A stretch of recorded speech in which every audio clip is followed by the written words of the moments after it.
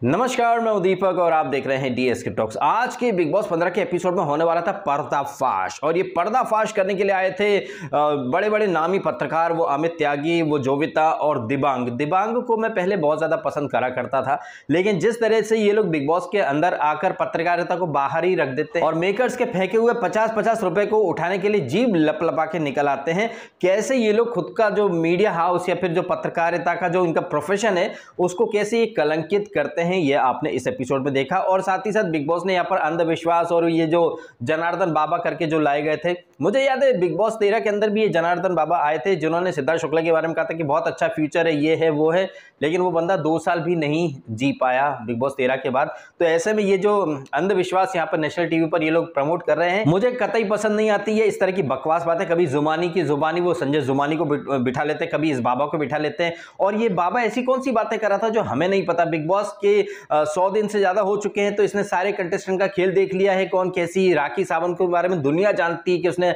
बहुत कम ऐसे झाड़ू पोछा करने से काम शुरू करा था।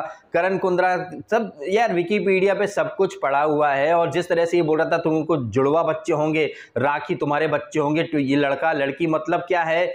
एक तो हमारे इंडिया में गैर कानूनी है जो बच्चे के बर्थ के पहले ही जो पता करते हैं ना कि ये लड़का है या लड़की है। यहाँ पर नेशनल टीवी पर इस तरह का प्रमोशन हो रहा है अंधेरगर्दी, जैसे ये कलर्स टीवी के जो टुच्चे शो होते हैं ना, नागिन और ये क्या अफलातूनी शो चलते रहते हैं, ऐसे ही ये बिग बॉस को भी कहीं ना कहीं इन लोगों ने वही बना रखा है। कहने को ये रियलिटी शो है, लेकिन यहाँ पर कैसी बकवासपंती और स्क्रिप्ट के तहत चीजें जाती हैं, ये आपने इस एपिसोड में देखा। आपको याद होगा कल रात के एपिसोड में जब राखी सावंत का जो वो नोमिक्रॉन टेस्ट करा था, सलमान खान ने कहा था कि राखी तुमको सब कुछ पता है कि तेजा और करण में से ही कोई ट्रॉफी जीतने वाला है, क्या तुम अंतर्यामी हो।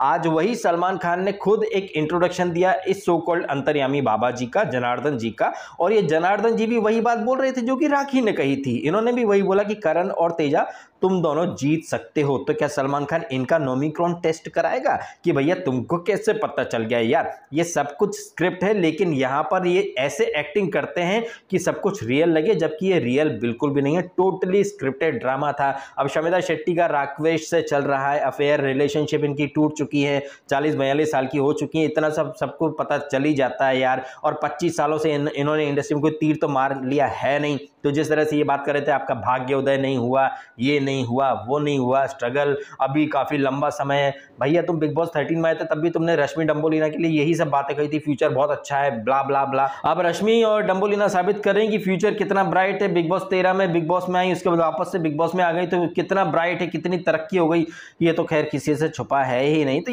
एंड ये बाबा जी ने निशांत के बारे में बोला कि आप बहुत आगे जाओगे, बहुत काम मिलेगा। भैया बाबा जी आपसे पहले तो मैंने ये प्रेडिक्शन दे दिया था कि निशांत जो है वो झलक दिखला जाए या फिर डांस दीवाने इनमें जज बनेगा आगे चल के, ये जो डांस रियलिटी शोज होते हैं। और निशांत ने भी यही बोला कि उसे जज बनना है। निशांत किस उद्देश्य के तहत आया है ये बात मैं अपने रिव्यूज में पहले भी हाईलाइट कर चुका हूं। उसको पता है कि वो आगे नहीं जीतने वाला, लेकिन एक गारंटी कहीं ना कहीं उसे मिल चुकी है।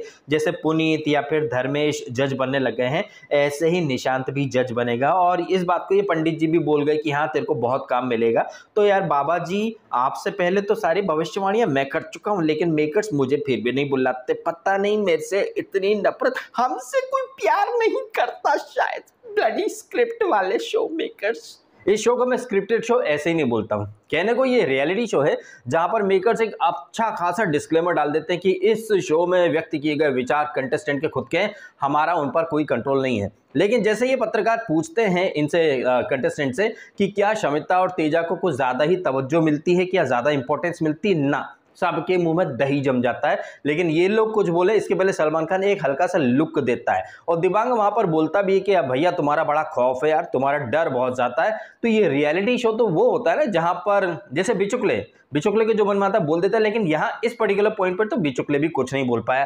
जाहिर सी बात है अगर कंटेस्टेंट कुछ बोल देंगे तो उनके 50 रुपए कट जाएंगे उनके पेमेंट में से, इसलिए सब चुप रह गए। लेकिन when it comes to Abhijeet Bichukale, बाप रे बाप, किसी ने भी एक मौका नहीं छोड़ा, और सबसे ज्यादा मुंह खोला कद्दू लीना ने। अब रश्मि इतनी ज्यादा गलत गई तो वो रश्मि नहीं, अब वो कद्दू लीना बन चुकी, तो उसको कद्दू लीना के नाम से ही पुकारा जाएगा। और डम्बो लीना जो कि अब देवो मोड में आ चुकी है, देवोलीना मोड में, वो काफी अच्छी जा रही है। और आपने देखा इस एपिसोड में भी रश्मि और देवोलीना की दोस्ती, उनकी बॉन्डिंग, तो ये कैसे फर्जीवाड़ा ये लोग लेकर के आए थे, कैसी फर्जी फाइट हो रही थी, रश्मि देसाई मुझे जरूरत नहीं है तुझे जरूरत है, बड़ी बड़ी ये लोग बातें कर रहे थे। लेकिन आप देखो भैया, वो कद्दू लीना डम्बो लीना नहीं, अभी वो देवो ठीक जा रही तो उसे देवो ही बोलते हैं। तो कद्दू लीना देवो का हाथ पकड़ पकड़ के लेके चल रही है, जबकि कुछ दिन पहले तक ये एक दूसरे को फूटी आंख नहीं सुहाते थे। यहां पर ये कद्दू लीना ने कितना बोला है बिचुकले के लिए। आई थिंक यहां पर ये दिबांग और ये जितने मीडिया के लोग आए थे, इनको मेकर से 50 रुपए एक्स्ट्रा दिए थे इस बात के कि भाई बिचुकले को बोलना कि माफी मांगे। भाई किस बात की माफी मांगे यार, ताली हमेशा दो हाथों से बजती है। अब तो मीडिया के लोग हो ना, आपको ये दिखाई दे रहा है कि बिचुकले ने गाली दी, इस शो के होस्ट ने सबसे ज्यादा गालियां दी हैं, उसके बारे में कोई कुछ नहीं बोलता। महिलाओं की बेइज्जत, अब किसी को मां की गाली देना, बहन की गाली देना, क्या वो मां बहन पर जाना नहीं होता है? नहीं, किसी महिला का अपमान नहीं होता है। तो शो का होस्ट इतनी गालियां देता है, शो का होस्ट कंटेस्टेंट की फैमिली, प्रोफेशन, भाई सब जगह जाता रहा। अब जब होस्ट ही ऐसी हरकतें करेगा तो कंटेस्टेंट तो वही करेंगे ना भाई, जो होस्ट कर रहा है। वैसे भी कहा जाता है कि हम जो सीखते हैं अपने बड़ों से सीखते हैं। तो इस शो के अंदर जब सलमान खान ने उमर की फैमिली को ड्रैग करा, उसके प्रोफेशन, उसके भाई को बददिमाग बोला, बार बार ड्रैग करा, तब सब चुप रहे। इनफैक्ट शमिता शेट्टी जो कि एक दिन पहले के एपिसोड में करण कुंद्रा को बड़ा ही ज्ञान दे रही थी, नैतिक शिक्षा का पाठ दे रही थी कि उसने तुम्हारी गर्लफ्रेंड को स्टूपिड बोला तो तुम उसकी मां पर क्यों चले गए। लेकिन ये वही शमिता शेट्टी है जब सिम्बा नागपाल इसको उमर को बहुत ज्यादा बोला करता था, नल्ला नल्ला बोला करता था, तेरे भाई की वजह से तू है, तब शमिता शेट्टी ने कभी नहीं बोला सिम्बा को कि तू क्यों जा रहा है, क्या आसिम शो के अंदर है, तू क्यों बार बार उसके भाई के ऊपर जा रहा है। तो ये जो मॉरल पुलिस जो बन रही थी ना शमिता शेट्टी, ये सिर्फ एक्टिंग थी, सेलेक्टिव अप्रोच है और ये हिपोक्रेसी है और कुछ नहीं। और जाहिर सी बात है जब होस्ट लोगों की फैमिली पर जा रहा है तो करण कुंद्रा अगर चला गया तो फिर क्या गलत बात है भाई। और वैसे भी शो के अंदर, इस शो के अंदर प्रतीक ने अपनी मां को खुद ही ड्रैग किया था। जब वो विधि जब नहा रही थी तब घर वालों ने पूछा भी था तेरी माँ बहन होती तब भी तू यही करता, तो प्रतीक ने बोला था हाँ भैया मैं तो करता। तो अपनी माँ को प्रतीक खुद ड्रैग करके लाया है और फिर बाद में सिंपैथी कार्ड तो फिर वो खेल ही लेता है। सो बेसिकली ये जो मीडिया के लोग आए थे बड़ा सा ये दावा करके कि ये पर्दाफाश करेंगे, ये एक्चुअली में खुद का पर्दाफाश करके चले गए हैं। इन्होंने कोई शो वगैरह देखा है नहीं, बस मेकर्स ने इन्हें जो स्क्रिप्ट पकड़ा दी है उसके आधार पर बातें करने चले आए। अदरवाइज आप खुद देखें कि ये तेजा ने कितनी ज्यादा सिंपैथी और कितना ज्यादा बड़ा वाला विक्टिम कार्ड खेला, और ये तेजा कितनी झूठी है। ये तेजा जो हर चीज में अपना पॉइंट प्रूव करने के लिए बार बार गणपति बप्पा करती रहती है, आज इसने अपनी मां की भी झूठी कसम खाई। इतिहास गवाह है और आप खुद भी देख लीजिएगा जाकर, अगर आपको वो एपिसोड देखना हो जो डिबेट वाला, वहां पर इसने कही थी ये बात कि जैसे राकेश को मेडिकल इमरजेंसी हो गई थी, वो बाहर चला गया, आपको भी बिग बॉस को बाहर भेज देना चाहिए था, आप वो अपने हेयर ड्राई करती तब आपको इंजरी नहीं होती, लेकिन बर्तन धोने में तो आपको इतनी प्रॉब्लम होती है। गई थी, इसने इंजरी की बात की है। लेकिन इस तेजा की सारी घटिया हरकतों को सलमान खान के साथ साथ ये जो 3 मीडिया के लोग आए थे इन्होंने भी सिरे से इग्नोर कर दिया। सलमान खान के सामने प्रतीक ने ये पॉइंट आज उठाया कि ये मेरे हाथ पर हिट करती रही, लेकिन सलमान खान ने एक शब्द नहीं बोला। यहां ध्यान देने वाली बात यह है मिलॉट कि ये वो सलमान खान है जिसने टाइम एंड अगेन उमर रियाज के ऊपर एग्रेसिव डॉक्टर, वायलेंट डॉक्टर के टैग लगा दिए। लेकिन यहां पर प्रतीक भी कह रहा था कि इन्होंने मेरे हाथ को तोड़ने की कोशिश की, मजाल क्या कि सलमान खान एक भी शब्द बोल पाए। मतलब सारे घर वालों के सामने क्लियरली सलमान खान ने साबित कर दिया कि वो एक स्पेशल तवज्जो देता है तेजा को और शमिता को। लेकिन जब ये मीडिया के लोगों ने पूछा तो सबने सिरे से अपनी मुंडी हिला दी, नहीं ऐसा कुछ नहीं होता है। आपको याद हो तो बिग बॉस 13 के अंदर वो आए थे रजत शर्मा, उन्होंने भी ऐसा ही कुछ सवाल किया था कि भैया किसी एक खास कंटेस्टेंट को स्पेशल प्रिविलेज मिलता है क्या। उस सीजन में भी कि कंटेस्टेंट सिरे से नकार गए थे। अब ये तो आप भी जानते हैं साहब कि शो में रहकर मेकर्स और होस्ट के खिलाफ बोलने का दम हर कोई तो रखता नहीं, क्योंकि तालाब में रहकर मगरमच्छ से बैर कौन ले। लेकिन जब आप वीक डेज में ऐसी बातें कर सकते हैं, जैसे प्रतीक का वो क्लिप दिखाया गया था जहां वो कह भी रहा था कि भैया इन्हीं दो से बात होती है, हमको इग्नोर कर दिया जाता है, तो जब आप वीक डेज में ऐसी बातें कर सकते हो तो फिर होस्ट के सामने बोलने में क्या प्रॉब्लम है। ये बातें आपने कही हैं और आपके एक्शन से तो ये बात साबित होती है कि, और ये दिखाई भी देता है। ताज्जुब की बात है यार कि वो सलमान खान जिसने तेजा के सस्ते वकील बनने में कहीं कोई कमी नहीं छोड़ी, वो पूल में कूद गई थी। ये तेजा के लिए उमर ने बोला था एड़ा बन के पेड़ा खाती है, सिंपैथी कार्ड खेलती, तब तो उमर को ही बैश कर दिया गया। एंड जिन बातों के लिए सलमान खान ने उमर को बैश किया था, आज वही बातें सलमान खान खुद कर रहा है कि तेजा सिंपैथी कार्ड खेलती है। ऐसे ही तेजा का पर्दाफाश करना चाहिए था, लेकिन किसी ने पर्दाफाश नहीं किया। ऊट पटांग वहां अपनी मनगढ़ंत किस्से कहानियां इन लोगों ने सुनाए। और दिबांग का एक क्वेश्चन मुझे बहुत अच्छा लगा जब उसने शमिता से कहा कि आपको प्रॉब्लम थी बिचुकले से और राखी से, लेकिन आपने तेजा को निकाला। तो यहां पर घुमा फिरा के एक वो जलेबी इमरती पता नहीं क्या बना रही थी ये शम्मू शेट्टी। सीधा सीधा इसको बोलना चाहिए था कि पंचायत टास्क में इसने बहुत कुछ बोला मेरे खिलाफ, इतना लंबा उसने वो बना दिया वहां पे बीरबल की खिचड़ी जैसा कुछ, रायता जैसा कुछ, जिसके बारे में दिबांग साहब बोले भी कि आपके डबल स्टैंडर्ड है, पता नहीं कितने स्टैंडर्ड है, आप फोकस करो। यहां पर cut to cut point to point बात करनी चाहिए थी,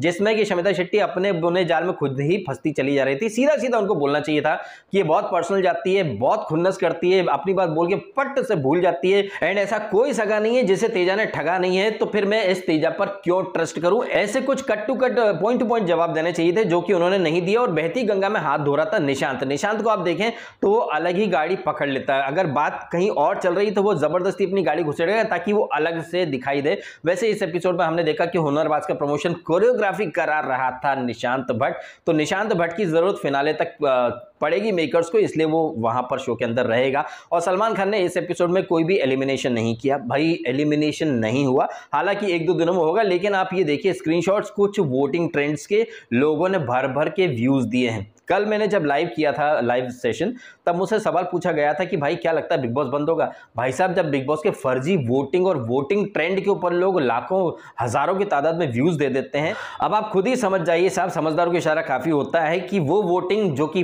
टोटली फर्जी है, वोटिंग ट्रेंड किसी को पता होते ही नहीं, सब मनगढ़ंत किस्से कहानियां होते हैं। जब ऐसी फर्जी चीजों को देखने के लिए लोग हजारों लाखों की तादाद में व्यूज दे देते हैं, तो फिर बिग बॉस तो बहुत बड़ी चीज है। बिग बॉस की मिसलीडिंग प्रोमो भी कल वो जो उन्होंने टेस्ट किया था नोमिक्रॉन का, उसके ऊपर भी मिलियंस की तादाद में व्यूज चले गए। तो आप देख लीजिए कि बिग बॉस की टारगेट ऑडियंस क्या है, और एक बहुत ही बड़ा एक वर्ग है पब्लिक का, जनता का, जो कि क्रिंज कंटेंट या फिर निब्बा निब्बी की श्रेणी में ये लोग आते हैं, और यही लोग हैं जिन्हें कि big boss easily brain wash कर देता है। और इन लोगों की मेंटेलिटी का मैं आपको एक अच्छा सा सबूत दे देता हूं। एक थंबनेल मैंने डाली थी जिसमें मैंने उमर का और बिचुकले का फोटो रखा था। मैंने कहा था कि हम आह भी करते हैं तो हो जाते हैं बदनाम, वो कत्ल भी करते हैं तो चर्चा नहीं होता। ये मैंने थंबनेल डाली तो मुझे कमेंट आया कि भाई साहब तुमने तो कॉपी कर ली, ये शेर तो राहुल वैद्य का है। वाह भाई वाह, कल को यही लौंडे लपाड़िया जब जाएंगे कहीं आईएएस के एग्जाम में या कहीं बैंकिंग या किसी भी कॉम्पिटिटिव एग्जाम में, अगर जाके बैठेंगे वहां क्वेश्चन पेपर में कुछ आएगा कि ये शेर किसने लिखा था, तो वो अकबर इलाहाबादी का नाम नहीं लिखेंगे, वो लिख देंगे राहुल वैद्य ने लिखा था। हमारे सौर मंडल में यूनिवर्स में कितने प्लेनेट है, कितने ग्रह हैं, तो वहां पर भी ये लोग राहुल वैद्य या फिर आसिम या फिर सिद्धार्थ शुक्ला या फिर फेकनाज इस तरह के नाम लिख देंगे। ये मेंटेलिटी मैं आपको दिखा रहा हूं लोगों की। भाई साहब ये जो शेर है ये जनाब अकबर इलाहाबादी साहब ने लिखा था, और राहुल वैद्य ने ये शेर बिल्कुल नहीं लिखा, लेकिन लोगों की मेंटेलिटी है कि ये शेर राहुल वैद्य का था। ऐसे ही मैंने एक बात और कही थी कि अपनी काबिलियत का कद कुछ ऐसा बढ़ा लो कि लोग तुम्हें हराने के लिए कोशिश नहीं साजिशें कह रहे हैं, तो लोग कहने लगे भाई तुमने तो सिद्धार्थ शुक्ला की लाइन कॉपी कर ली, जबकि ये शेर भी बहुत पुराने जमाने से चला आ रहा है। तो ये तो मेंटेलिटी है निब्बा निब्बीस की, जिन्हें की बिग बॉस टारगेट ऑडियंस समझता है। इन लोगों के हिसाब से सब कुछ बिग बॉस के कंटेस्टेंट ही करते हैं। शायद ये बच्चा, ये जो निब्बा निब्बी जनरेशन, ये पैदा भी ये बिग बॉस कंटेस्टेंट की वजह से ही पैदा हुए होंगे।